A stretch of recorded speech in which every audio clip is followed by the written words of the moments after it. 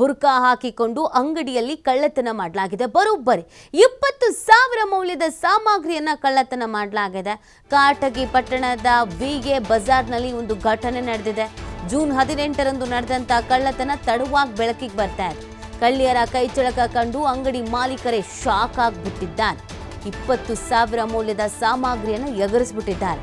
ಇದು ಕೊಪ್ಪಳ ಜಿಲ್ಲೆಯಲ್ಲಿ ಕತರ್ನ ಕಳ್ಳಿಯರು ತಮ್ಮ ಕೈಚಳಕವನ್ನ ತೋರಿಸಿರೋದು. ಬುರ್ಕಾ ಹಾಕೊಂಡು ಅಂಗಡಿಗೆ ಬರ್ತಾರೆ, ಆನಂತರ 20,000 ಮೌಲ್ಯದ ಸಾಮಗ್ರಿಯನ್ನ ಕದೀತಾರೆ. ಕಾಟಗಿ ಪಟ್ಟಣದ ವಿಗೆ ಬಜಾರ್ನಲ್ಲಿ ಈ ಘಟನೆ ನಡೆದಿದೆ. ಜೂನ್ 18ಕ್ಕೆ ಈ ಘಟನೆ ನಡೆದಿರೋದು, ಆದರೆ ತಡವಾಗಿ ಬೆಳಕಿಗೆ ಬರ್ತಾ ಇದೆ ಈ ಘಟನೆ. ಅಲ್ಲಿನ CCTV ವಿಜುವಲ್ಸ್ ಅನ್ನು ನೀವು ಗಮನಿಸ್ತಾ ಇದ್ದೀರಾ.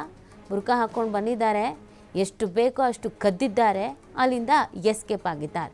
ಸುಮಾರು 20,000 ಬೆಲೆ ಬಾಳುವಂಥ ಸಾಮಗ್ರಿಗಳನ್ನು ಕದ್ದಿದ್ದಾರೆ ಅನ್ನೋದು ಗೊತ್ತಾಗ್ತಾ ಇದೆ. ಸೊ ಬುರ್ಕಾ ಹಾಕೊಂಡು ಬಂದಿದ್ರು, ಯಾರಿಗೂ ಏನೂ ಗೊತ್ತೂ ಆಗಿಲ್ಲ, ಕದ್ದಿದ್ದಾರೋ ಕದ್ದಿಲ್ವೋ ಏನು ಎತ್ತ ಅಂತ.